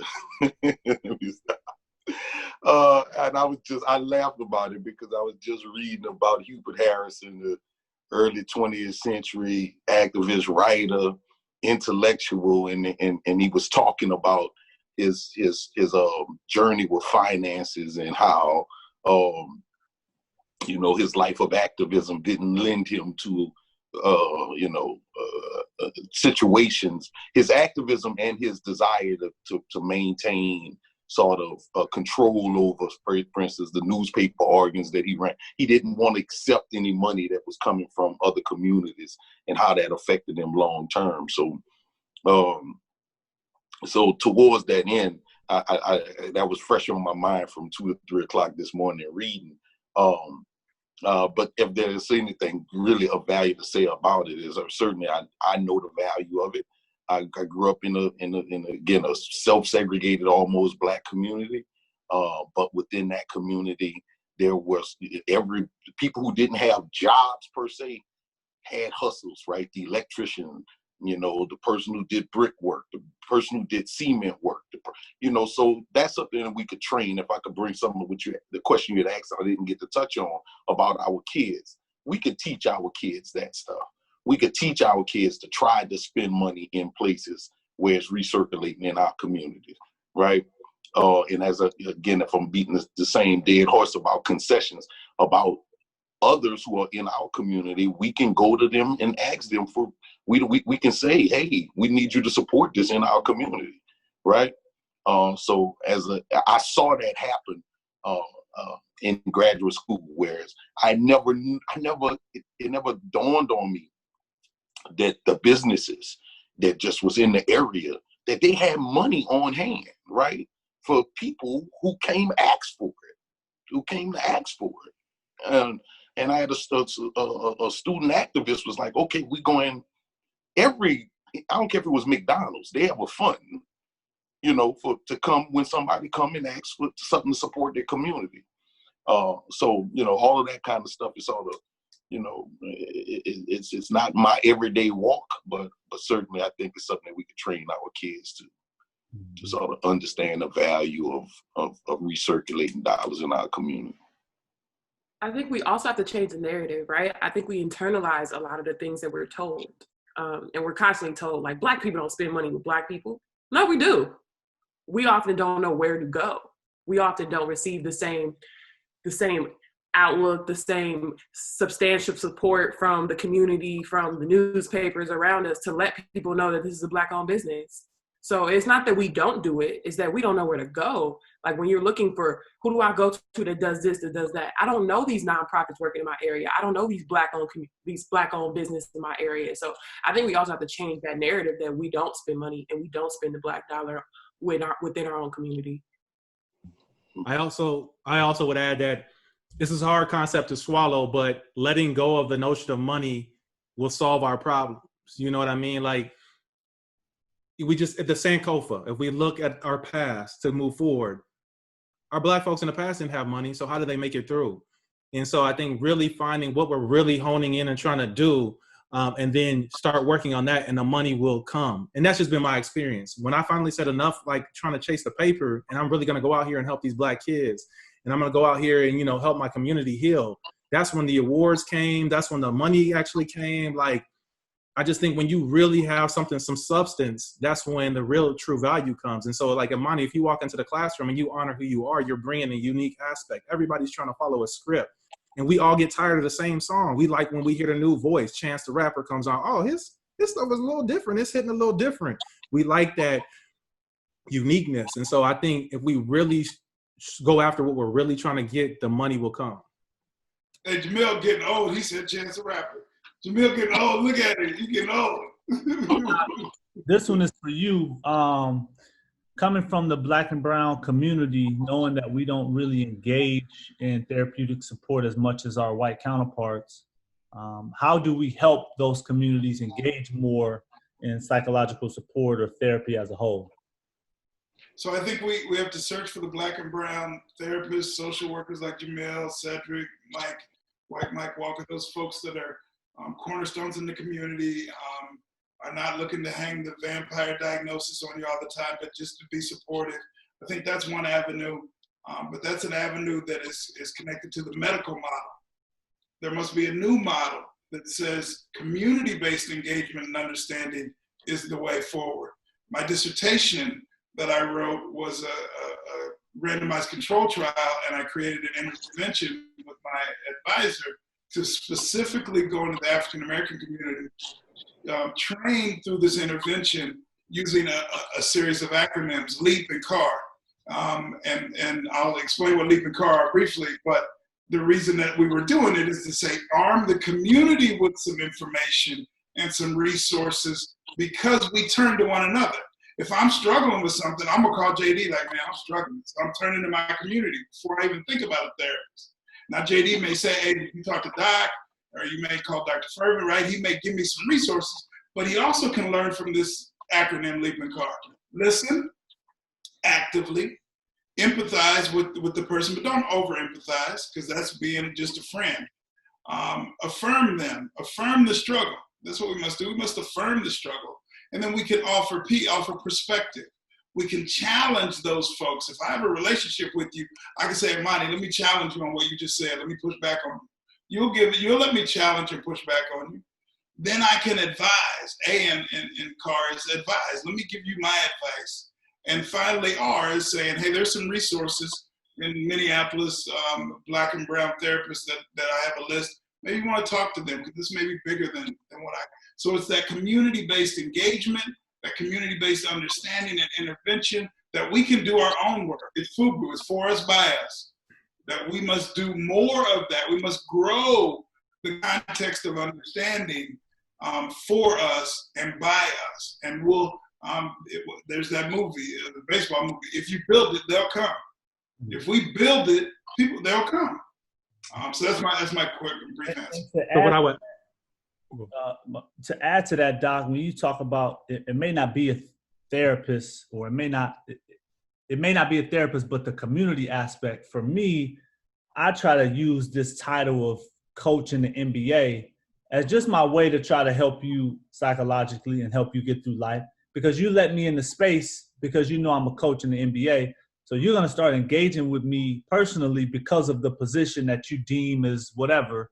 But at the end of the day, when I'm talking to players or I'm talking to young kids, it starts off as, oh, he coaches. But after 2 minutes, I'm trying to figure out, okay, how can I allow this young kid to have more confidence? How can I guide him in the direction to where he's moving in the path that he wants to go to? Building that trust with players that I work with on our team as a coach is really just a buzzword for, could be therapist, could be social worker. It could be a totally different title, but because my space says that you're supposed to engage with me, I'm able to utilize that even with this organization. Would people pay attention to it as much if I wasn't a coach in the NBA? Probably not. But the fact that I am, it allows you to, oh, let me see what he's talking about. And now that I got you drawn in, now the information that you get, you have to utilize. If you have them drawn in, JD, the key is, do you have tools to be supportive? That's the key. You've now drawn in, you have an audience. You have an audience of one, and now as a coach, you have that person that you're doing play development work. You have them in front of you. Then the question is, do you have tools in your toolbox that can be helpful, right? So we must do the work of bolstering our toolbox, listening actively, affirming, being empathetic, offering perspective, challenging, advising, giving resources. That's part of the holistic approach that you oftentimes talk about, JD. But we must be armed, our toolbox must be armed to be able to be beneficial to those that we encounter. Jamil had something. Yeah, I was just going to add, just what you, JD, and Doc are doing here, this is something that's never been done necessarily. And so it's creating a new wave. And so the same for my wife and I is we tend to break away from systems because these systems tend to be flawed. And so we're waiting for an approval from a flawed system. So what does that do to your internal system? And so my wife and I, we just outgrow systems. And now we've created Creative Caponia, where we provide, we're trying to provide free therapy for, like I said, underrepresented populations. And like you said, what are the barriers to those populations is, one, insurance companies who are saying who you can give therapy to and for how long. But yet an insurance company is not a qualified mental health professional. You know, we know what our clients need. And so we shouldn't have to put a label on them so you can get to the healing. And they should not have to not have insurance or not have therapy because they don't have the funding for it. And then as to Doc's point, you don't have anybody that looks like me. You don't understand the Black experience. You don't understand that struggle. And so like, I can't come into this therapeutic session really expecting much of you. And now George Floyd was killed this week. I had a session with you and you mentioned nothing about the situation that's going on at hand. How can I trust you? One check there, and Imani's going, but one check there that we do not try anything. We either do it or we don't. So you're not trying to serve your community, you are serving your community. The language of try should be foreign to us. We are people that has not had to, we didn't try to survive, we have survived. So we should not be trying to thrive, we should thrive. So removing the try and getting the shit done. I think also just creating safe spaces. I think one of the biggest things about mental health in the Black community is that we're so scared. We're so scared to be rejected. We're so scared because, you know, the age-old adage, I'm too tired to be sick and tired. We continually kind of built this wall so we won't even allow ourselves to acknowledge that we're struggling because we got to keep going. And when we leave our houses and our communities and our family and our loved ones, we are already constantly barraged by so much, from racism to constantly seeing our bodies taken and nothing being done about it, that we have to create safe spaces within ourselves and our communities and our homes. Like, if I share my story, it's a little bit easier for someone that looks like me to say that. The problem now is when we see mental health or we think about mental health, we think about a white person. That's the white person's problem. And we feel as though we can't connect to that. So, you know, like DeMar DeRozan sharing his story, me talking about my story, Liz Cambage, these Black faces with Black stories talking about mental health, Dr. Yeager being in this position, right, and doing this work. These things matter. And, you know, like, representation matters. So creating safe spaces where we feel like it's okay to not be okay. And we've never really had that kind of check in the Black community. Next one, Doc. We'll go. Yeah, Doc, this will be for you. And when it comes to, and it's probably the same, we might have already answered it. When it comes to supporting a spouse, when you're a non-African American person, trying to be supportive of your spouse who is African American, are there any thoughts to how someone can be more supportive that we might have touched on? Hey, you gotta let the brown lead in those moments. You don't have to understand what that brown or Black person is talking about. Recognize that they have a doctoral level of understanding of race. And as a non-person of color with a spouse that is a person of color, don't try to direct that traffic. We don't need no help with that. Actually, it's gonna piss us off. So step back and try to be understanding. That my wife and I went to our son's parent-teacher conference and sat in front of this teacher, and I have a doctorate, sweetheart. You have a BA maybe. I have a doctorate. I got some frames up on some things. And that you direct every question to my wife that doesn't look like me. You don't look at me, you don't talk to me. And then when my wife and I left the conversation, I said, hey, did you notice that? She said, oh, well, maybe she wanted. I said, hold on. That's not the job here. The job is not to explain. Don't invalidate what I just sensed and felt. Just listen to what I'm telling you. And moving forward, I don't really need any input in this brown space. And that can be rough to hear, but it yet and still is my truth. So finding ways to allow that lead that you can follow to take place, and don't be prideful about that. Relationships are never 50-50. Then you would get no decisions made if we didn't agree. If my wife and I are 50-50 and we disagree, then we stuck because we both 50-50. There will be moments that she's 51, I'm 49. And I object to it, but you got 51, go baby. And there will also be moments that I got 51 and you got 49. We don't agree, but follow my lead. So understanding our roles, being clear, have clarity around role, and leave the ambiguity of roles behind. My thoughts. Dr. Firven, what are some ways or tools that you use when having a conversation about race with a white individual?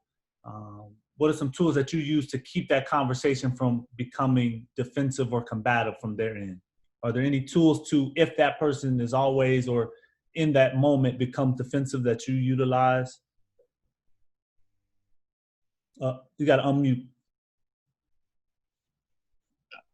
As I mentioned, as I was talking about my school experiences, what I try to do is keep race in the forefront of the discussion.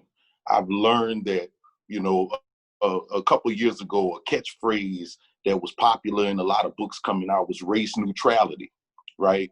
That is to be raceless, right? One of these,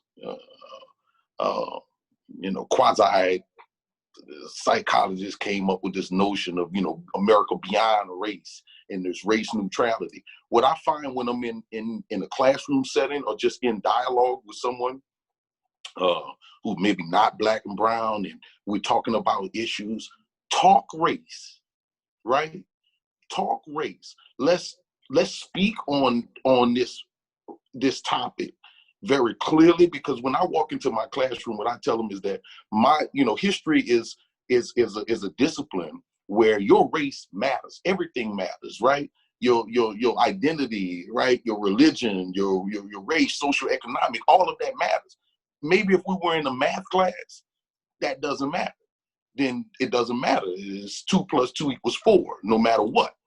Right? But in my classroom, everything that you bring into the class really shapes your worldview and how you understand what we're talking about. So we start talking about their identity. I'll tell a student like, hey, and I'm in an environment where, right, my white students are in the minority, most times for the first time in their lives, right? That's a reality that we all can kind of share and think about that. We can talk about here in these minority settings, but for many whites in America, just for sheer numbers alone, they've never been in situations where they were the minority. Never, right? So now I'm in the classroom and I have a student sitting there and they looking at the desk, like, all right, listen, John is my resident white male, right?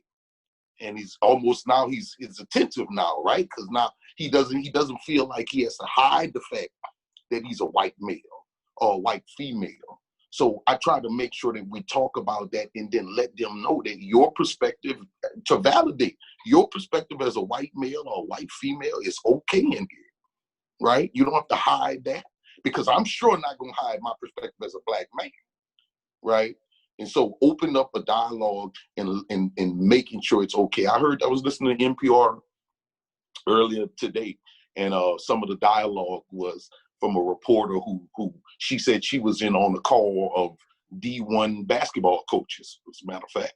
I guess, had something like this, a Zoom call. And she was so excited that she had never been in a space where race was talked about so openly. She was, the reporter, she was like, people, even no one was offended, even if somebody white said something, then they could say, well, oh, this what I meant. And for many of them, just taking her comments as just a like sort of a window into their world in those moments. They've not been in those environments and they don't know how to handle it. So I love Doc. I absolutely will give him credit every time I use it. But you said that we have a PhD, right, in race. And most times we're dealing with people with a 3rd grade education in race. Right. So, Doc, we talk about history, and I'll be very brief here. We talk about history, and I watched the other day, Attorney General Barr, somebody asked him about history, and he laughed, and he said, history is written by the winners. He laughed. Yeah. So if you have not won, you ain't writing the history. And you won't be writing the history books, and your narrative will not be in those books. So to Jamil's point, that we have to and Imani, we have to recapture the narrative. Let us push our narrative, not influenced by outside, but our narrative to be pushed forward by us. The truth that we hold and that we know, let us lead that truth forward and let that be our new narrative. That others must read our narrative. It is our time to create that narrative and create that history and write that history. Respect. And then we got one more question, then we'll close. As NBA teams are trying to balance what's going on in the world while some are preparing for that return to the NBA season, how do you balance having these difficult conversations while teams and players and organizations are trying to focus on preparing for this comeback to the season and this playoff push? For me, I think it's that term you use, Doc, is that juxtaposition of either proactivity or reactivity. If you've created a safe space from the jump for athletes, for coaches, for front office members, and everyone in between to have difficult conversations on a day-to-day basis, doesn't have to be we all meeting in a room and talking about it, But if just in your day-to-day interaction with players and everyone else, if there's a space that you create for these athletes and for everyone to have these discussions, then you won't have to be in a point like we are now where you're being reactive and trying to figure like, okay, how do I figure out how they feel? How do I get these players to talk? Can you balance playing and talking about what's going on in your life? For me, I think that's been my advantage of my holistic coaching, is that I'm taught pretty much every day before we start, I'm checking in on how you feeling. When the workout and when practice is over, there's going to be a moment where I'm checking in on what's going on with you. I don't care how you've been playing. I don't care what happened in practice. I don't care. Let me rewind. I care, but in the moment of this conversation, that's not important. I want to know what you feeling, how you think about things, because now there's been conversations I've had with one of our players who will remain nameless, who's not Black, about what's going on. And this is a guy who don't talk. But I've been able to talk to him about these conversations because every day he opens up and we open up to each other. So even moments where a guy who usually doesn't talk is hit with a circumstance that we couldn't have anticipated, I was proactive. So now I'm benefiting from the fact that he's comfortable saying, man, I learned a lot on X, Y, and Z. Or I can send him a book and it's not like, why you sending me this? We ain't never talked about nothing outside of my shooting percentage or my assist to turnover ratio. And Doc, I'd love to hear your thoughts on just helping other NBA teams in these moments. I would just say, I would love to add to what you said, but I cannot. I mean, you summarized it beautifully. I would, in this moment, give some kudos to leadership in the NBA, from starting with our organization in the Pistons and what Coach Casey has done, and the support that the team owner Tom Gores and what they've shown, and their innovative and ahead of the curve process that they brought me in before Commissioner Silver said that it was a mandate. So doing that work proactively, when you talk about proactivity, I've seen that with the work that the Pistons have created. And then if we go to the macro level and look at what Commissioner Silver has done, that how in the world did Commissioner Silver have the discernment and ability to say, this is the very first year that we will have mandated mental health specialists and professionals at every team, and then look at what 2020 has produced. Look at the trauma and the issues that 2020 has given us, and then say, man, that discernment that he held and pushed forward was on point. So we have to give kudos to those folks holding power, that are wielding that power on behalf of the folks that need that leverage. So I think that's a critical thing. I think the NBA is doing a bang-up job and is really leading the charge of the importance of mental wellness. And we happen to be cogs in that wheel, and I hold a high level of pride and happiness about that. Got some, Jamil? I was just going to add the same thing I said earlier, too, because you talked about being proactive or reactive. You also have to start somewhere. You know what I mean? And so that analysis paralysis deal, don't freeze up. Just acknowledge the elephant in the room. Look, this is what's going on. Because many of us are waiting to see, are you going to say something about this or you're not? And so I think it's important to bring awareness to it. Even if you don't know how to deal with it, just bring it forward. And then let's move from there.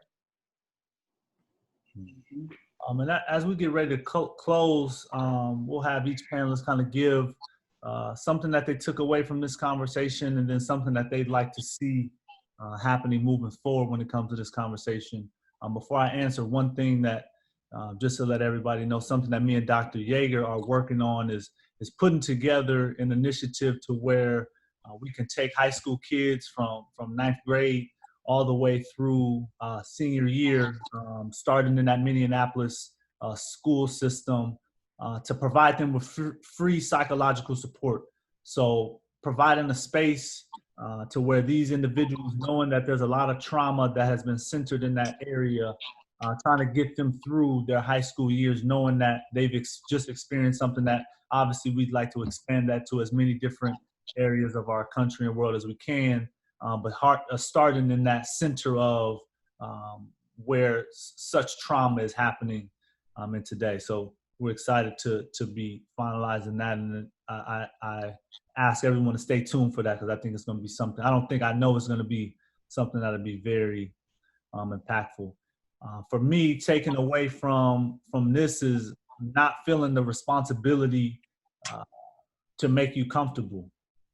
Like it's become so normal that I think now when I go through these next couple months of realizing how many times I'm trying to make someone comfortable, whether that be in an aisle at a grocery store, trying to get my avocados at the grocery store. Like there's so many different, I don't even eat avocados like that, but there's so many different circumstances to where we're like, damn, I don't want to make you, I don't want to. And for me, what I would like to see from this conversation is for our white allies to do their own work. Do your work and take that water and put it in rooms that we are not in. I think that's an important piece to this, and also an important piece for our community to continue to learn, kind of Dr. Firven mentioned it earlier, continue to understand our history so that it would allow us to continue to move forward with the present and what's to come. Because the more we know about what has happened before us, the better equipped we'll be to move through what's to come.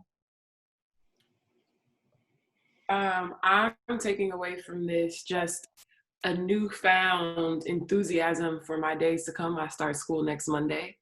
And so for me, like every time I feel a little insecure or discouraged, God just drops some positivity in my life. And this is definitely what I need.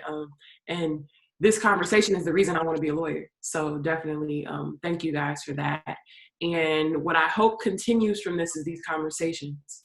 I hope that everybody watching and participating, tuning in, continue to have these hard conversations and continue to push the needle on what we need to do and the change we have to make.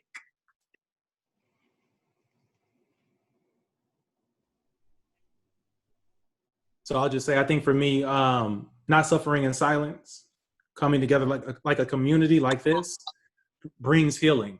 You know what I mean? It helps us to normalize what we're going through. Oh, JD experienced that in the elevator. I had the same experience.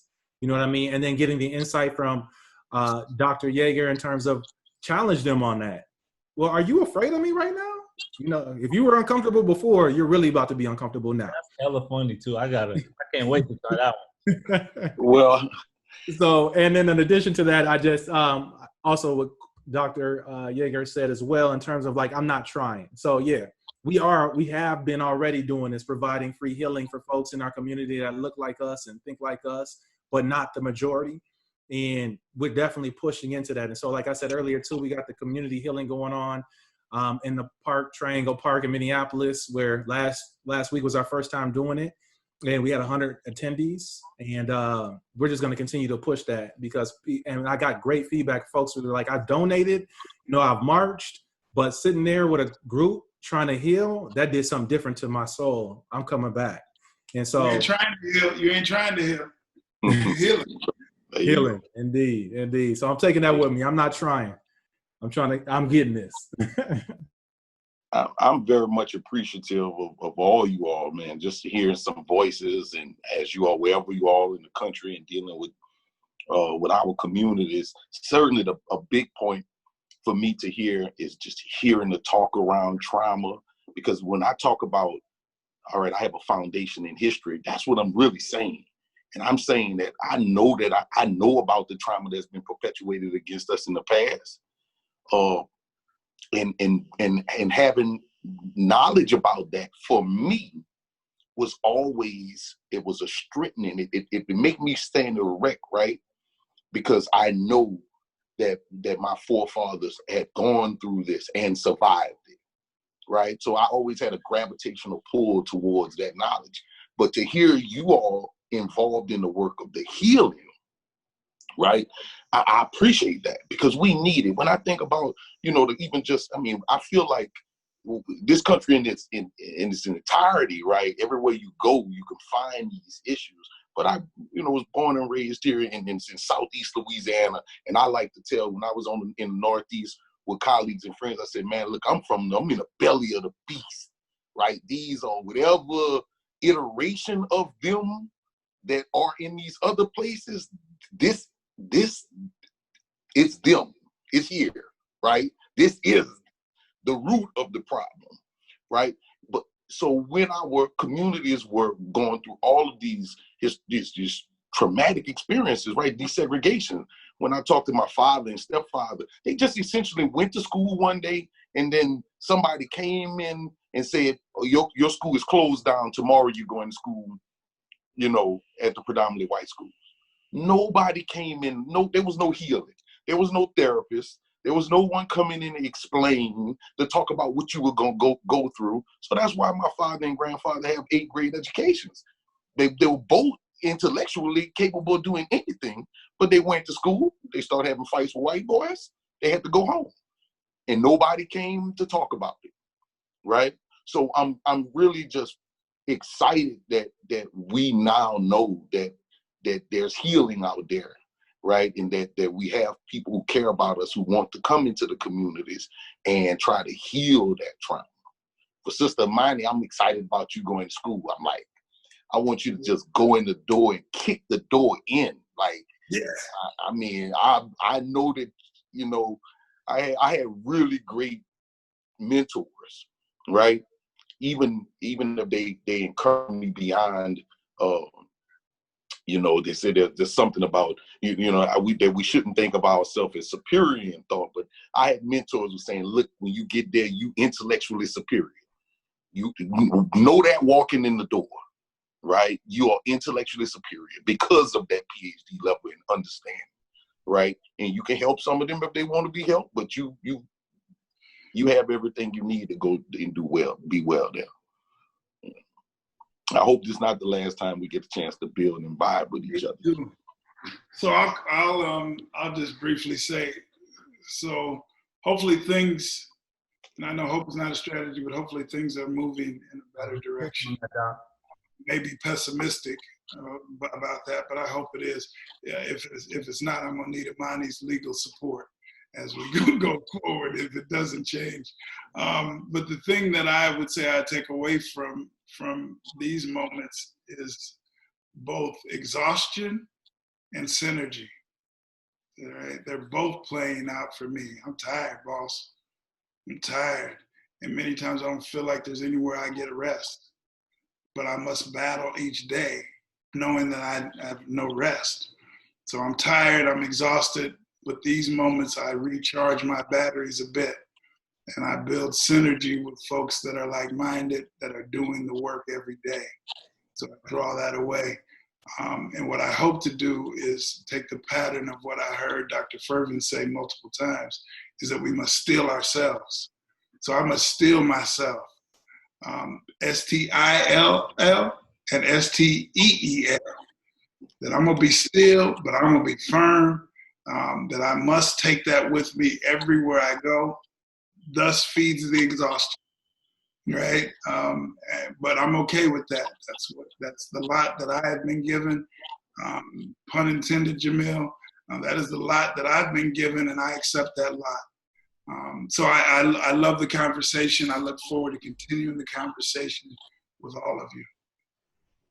Appreciate you guys. We'll be loading this on our YouTube channel. If you guys would like to share here in the next couple of days, you can check us out at _everyone has a story on Instagram. And my last thing for the panelists and for everyone attending, Doc, we talk about this a lot, even in times where you're in position of support. When you're on the airplane and they tell you when that mask comes down, make sure you put yours on first before you help the person next to you. So even in these moments where we're all in a position of everybody's coming to us for help and everybody's trying to figure out what do I do, and I'm sure there's people watching that are in those same positions, make sure you put your mask on and take care of yourself first, so then you can be the best version of yourself when you do have to help that person next to you. We appreciate it. Thank you for tuning into The Right Conversation, and hope you all are well, and see you soon. All right, That's right. salute.